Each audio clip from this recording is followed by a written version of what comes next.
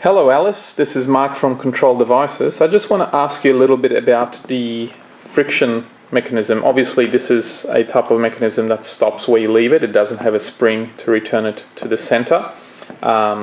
So my question is, you were talking about a lock handle. Do you want a lock handle that you possibly twist here and then this cannot be moved easily? Because you can't really bump it, but you can push it to the position. Or do you want a handle like this one, where the handle itself moves, but it jumps in? There's like a step here that it locks into, so you know you're in the middle. So this one actually moves back and forth easily and stays where you leave it. But in the center, it's got a much heavier lock. Or do you need another lock type? And I'm just going to show you this one here.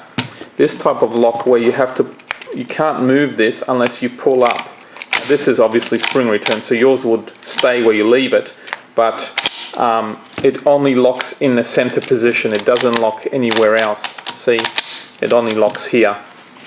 So there's several different options, so you need to let me know. So is it option A, where it's just going to stay where you leave it?